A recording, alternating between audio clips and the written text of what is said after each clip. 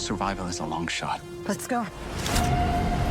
What's going on, guys? Hope you're all doing well. Now, I know it's been a while since I made a video. I'm back. I'll get around to talking about that soon and where I've been, but as for today's subject matter, I wanted to go over some of the new details that have come out for this new Jurassic Park movie and how I think the filmmakers are trying to make this one go back to the classic Jurassic feel, and especially in emulating one of those films in particular. We've got a lot to talk about because I've been gone for a while, so let's go ahead and begin.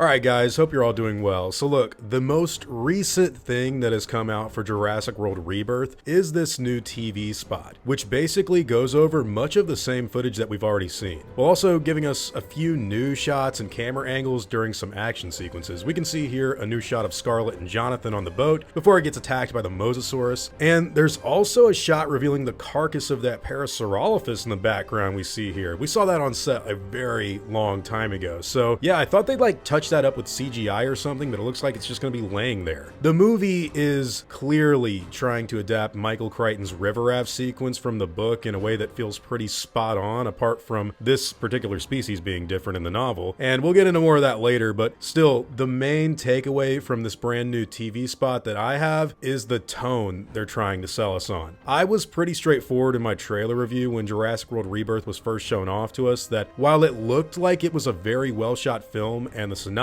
sounded very good in the article they released the day before, the humor and the tone of that first trailer felt way too Marvel inspired for me. I'm still kind of thinking this is going to be a good Jurassic Park movie. I'm very excited. Love Gareth Edwards' work on the 2014 Godzilla, as well as what he recently did with The Creator, and a lot of people like Rogue One, so yeah, there's a lot to get excited for, especially with David Koepp coming back. It looks like they're very aware, though, of that criticism they got from the first trailer, and that they've decided to frame this new TV spot in a way that feels much more like a suspenseful adventure than what we previously had seen. Speaking of a suspenseful adventure and the whole emulation of that classic Jurassic Park movie experience, their whole featurette they recently posted actually focuses on that topic entirely. And it gives us a few very interesting shots of action sequences that involve things like Jonathan getting dunked down in the water. Now, I'm not sure what species of dinosaur could be doing any of that. I really hope it's not a silly gag. Maybe his leg or something gets mauled by a water-based animal on the island. Maybe it's something that's like pulling him down and he barely gets away, or a Peter Jackson King Kong kind of a thing. Part of me doubts it, I'm not gonna lie. But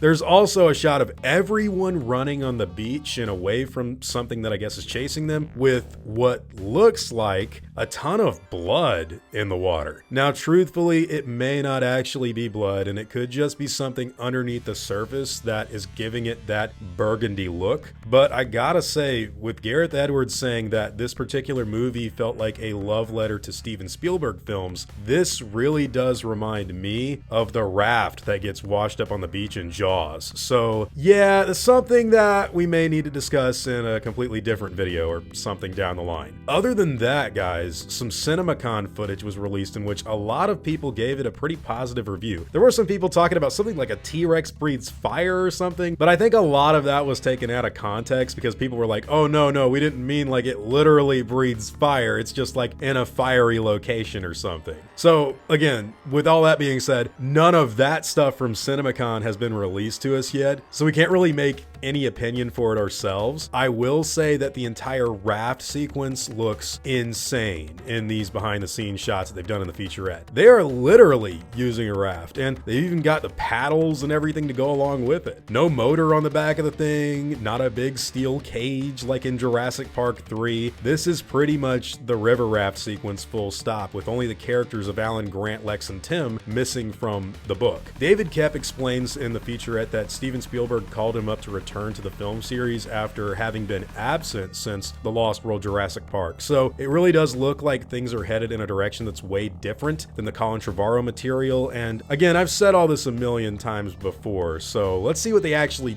do with all this buildup. Speaking of which, The Lost World Jurassic Park is a movie that I've seen a lot of people writing articles about and even making videos on lately in anticipation for the release of Jurassic World Rebirth. Scarlett Johansson's character of Zora Bennett was even specifically tied to Pete Postlethwaite's Roland Tembo in a short speculative write-up that went over the filmmaker's mindset and how the movie seems to be approaching this particular story. Again, this is just someone writing an article, it's not from the filmmakers themselves, but from their point of view, the idea of a character arc where someone starts off very rugged and somewhat selfish before rising into a more, quote, humanistic choice could turn her otherwise seemingly amoral personality into a compassionate one. And yes, this was something that Roland Tembo kind of undergoes in The Lost World, which is interesting to think about. I'm not so sure I agree completely that's how Zora is going to go about being in the new movie, but I am interested to see where they take everything. The Lost World has been recently praised by some modern CGI guys over at the Corridor Crew. You've probably seen their videos before in the past. They do a really good job, and they say the movie is just very well done as far as visual effects go. And I know if you guys have watched any of my stuff for a while now, you all know what I think of The Lost World and how it's definitely the most underrated movie out of this franchise in my personal opinion. And I mean, come on, like, go back and watch it. I'm just saying, it's good to see people looking at that film in something of a different light. But as far as Jurassic World Rebirth goes, would you be excited to write the score of a Jurassic movie? And I said, wow.